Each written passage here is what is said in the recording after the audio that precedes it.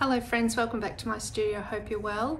If you're new here, my name is Selina and this is my studio, and each week I bring you a video about my art journey.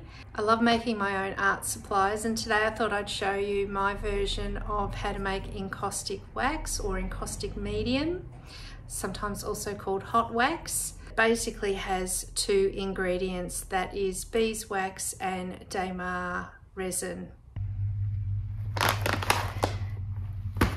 The beeswax will either come in a pelleted form or a powdered form. You can use either, it doesn't matter. The main thing you need is to make sure it is a white, or it'll say bleached, and it's important to have it naturally bleached rather than a chemically bleached wax. You can use unbleached beeswax. It'll have that yellow color, and you need to be mindful that if you're using it without any color in it, that's fine, you'll have that lovely honey look. But if you're adding any color, it'll be like adding yellow to blue, which will green your paint, etc. So for true color you need a bleached beeswax. And the other ingredient is Damar Resin, or if you're American you'll pronounce it Damar Resin, same thing, and it is a tree sap. I've got some here to show you. It will come in various sizes. It's a tree sap from an Indonesian island called Damar, and it's the same ingredient that's used to make Damar varnish, which has been used since the 1800s to varnish over oil paintings. You cannot use this to make encaustic medium. This is a completely different product. It is got this in it, but you need to use this crystallized form of the Damar resin to make encaustic medium. And you might be able to see in here there's little bits of tree. There was a little bit of bark in there before that I saw. So that's a little piece of bark that you will find in the resin, because it is tapped out of the tree, very similar to the way maple syrup is tapped from trees, and it runs down the trunk as it's collected. So it'll have little bits of bark and organic material and bits of insect and things. So that can all be sorted out once it's melted. You can paint with wax just on its own. The thing that adding the Damar resin gives you is it increases the melting point. This melts at a higher temperature than the wax. It increases the hardness and it makes it shinier and clearer. Too much of this and your wax will become brittle and prone to cracking and chipping. So a ratio of anywhere of 10 to 15% of resin to wax.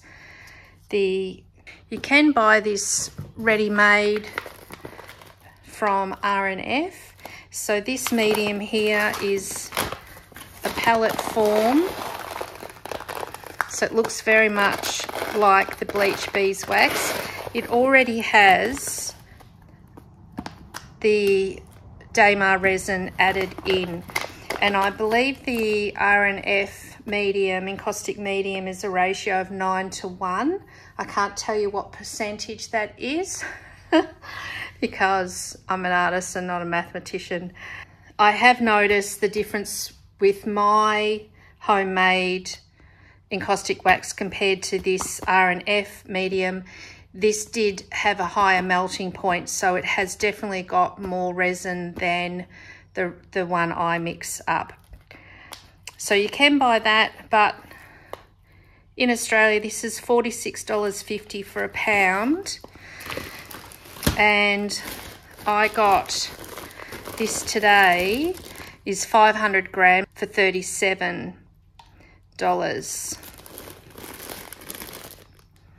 And I haven't got a price on the resin. It tends to be much more cost effective to make up your own. R&F also make a soy wax. You cannot use soy wax or paraffin wax to make encaustic medium. The soy wax is purely used, and you can see here, as a brush cleaner. And I keep in a different size and shape little tray of, this is the hardened soy wax. You can see how different it looks to the pure beeswax. And this is just to clean the palette and to clean the wax out of your brush. And this is what the R&F looks like in a solid block without any colour added.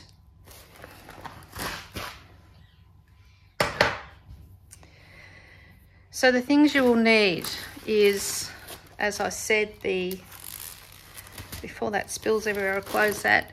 You need beeswax and resin. You need something to heat it in. I've just got this old fry pan that I found at an op shop, and you need to work in a very well ventilated area. I have this fan here. It's just a regular house fan that I have facing backwards so it can draw any fumes out, and I always have the windows and doors open of the studio when I'm working.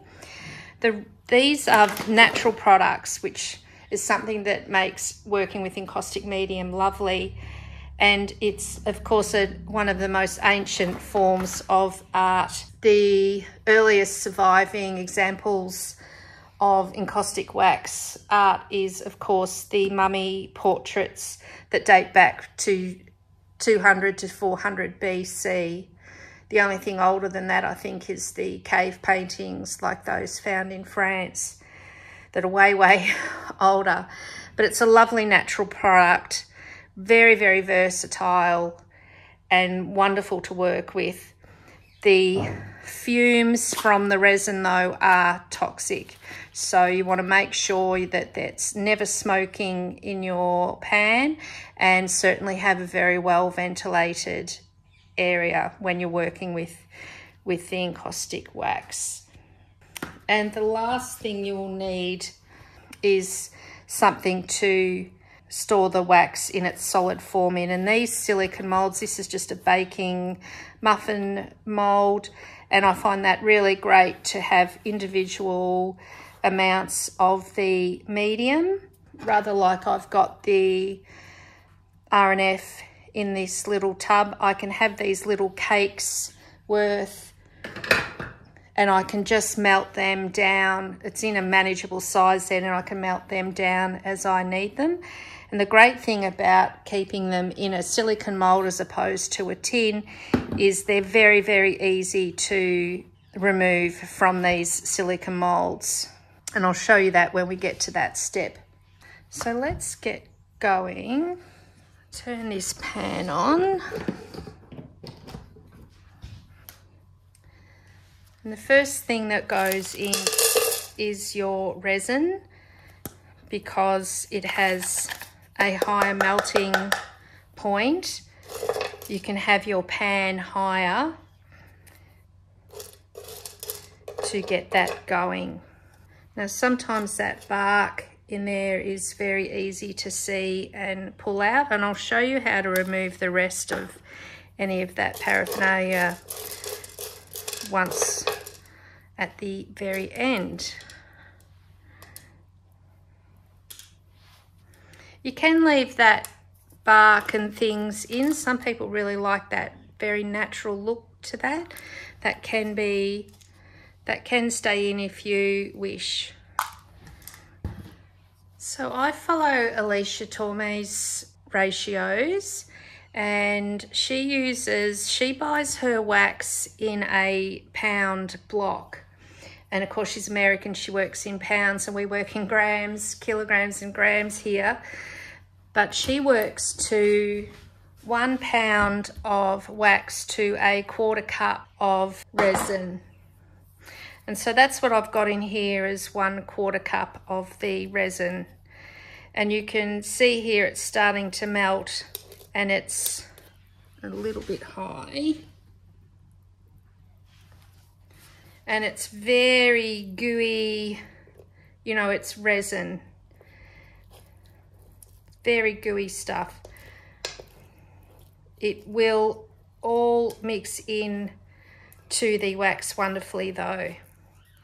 So once you've got it to this point, you can start adding your wax in, and I've turned my pan down. And you can see how more quickly the wax melts compared to the resin.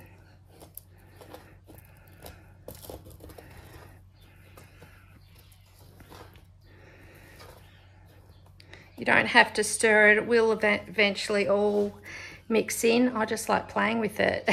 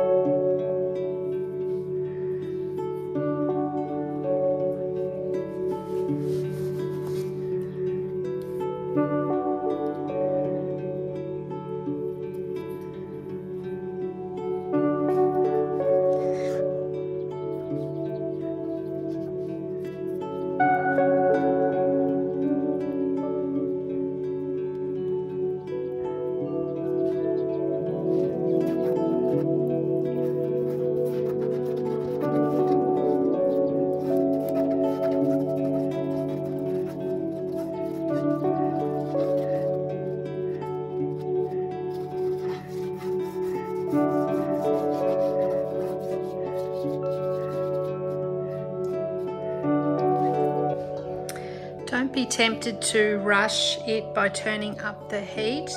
You'll just encourage the fumes.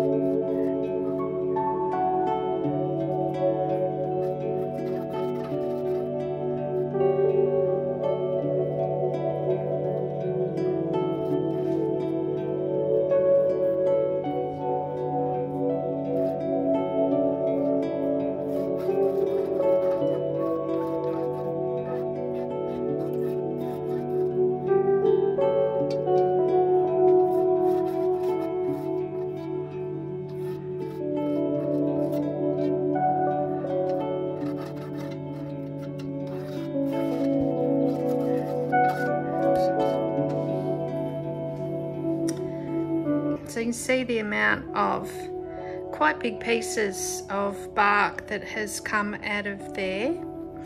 And again, you don't have to do this. I just like fishing them out now. And you can see it's completely amalgamated now. All of that resin is now suspended in the wax, completely dissolved. We just have this gorgeous fluid mixture. And now we decant that into our molds and let it cool.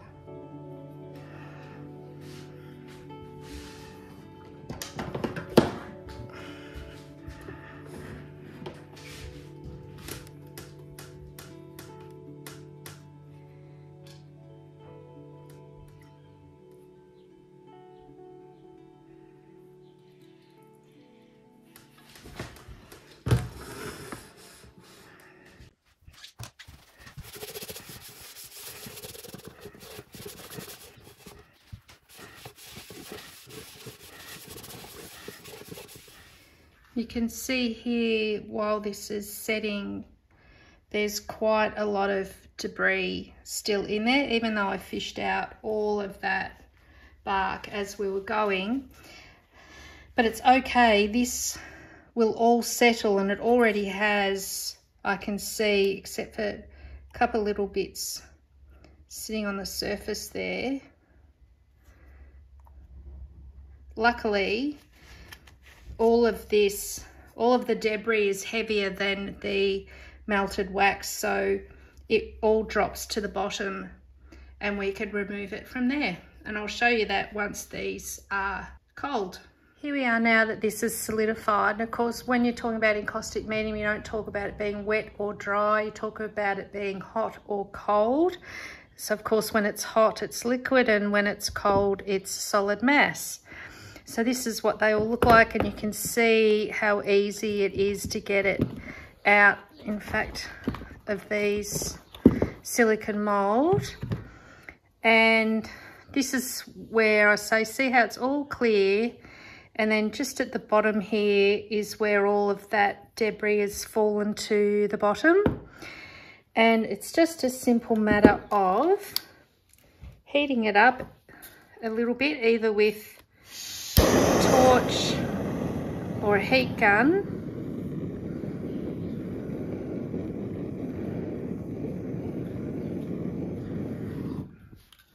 and then using a scraping tool, a clay tool,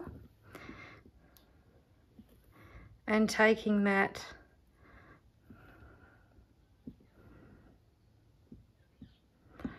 those pieces off. And you can see that's clear now compared to what the others look like. Simple as that. So that's clear, ready to go. And these bits here that you've scraped off, if you feel like it, you can melt this down, repeat the process so you have limited waste, and eventually you'll just have so much debris in there that it won't be worth doing. So just out of interest, I had about 450 grams of beeswax and a quarter of a cup, so about half of this with the Damar Resin has given me just over a pound of medium, so 500 grams, so to be just shy of $37 plus that small amount of the Damar Resin gives me the same as what's in this R&F bag for $46.50 if you're interested in the cost. So it is as simple as that to make up your own encaustic medium. The mix I made following Alicia Torme's recipe of 1 pound of wax to a quarter cup of Damar Resin has given me just slightly more than this packet of ready-made encaustic medium. So from this little cake, I can colour these to make coloured encaustic wax. The preference is to use pigment powder, dry pigmented powder, to colour these, because you'll get a much more stable medium with that. You can use oil paint to colour it. The problem is the oil in the oil paint will destabilize your wax, and it's advised to not add more than 10% of oil paint, and as you've seen in a previous vlog, you want to lay that oil paint out on an absorbent surface to try and leach out any of the oil, or as much oil as you can, before you add that, and that will help you stabilize the medium.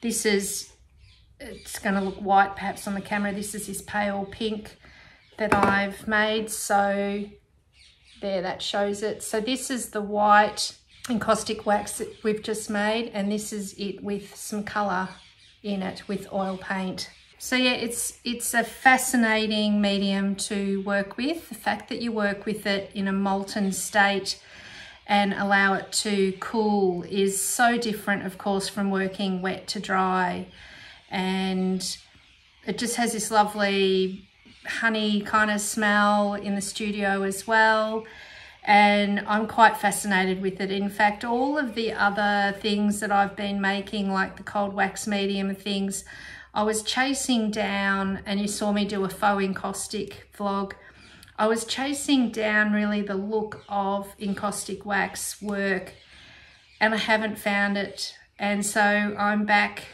to the authentic encaustic wax medium. It's going to take me a while to master, so I'll be playing along with this in the studio before I show you any more. I do hope this has encouraged you to go and make your own encaustic medium and have a play. It's a fantastic, fantastic painting medium. Thank you so much for watching. I hope you have a lovely week, and I'll see you next week. Bye.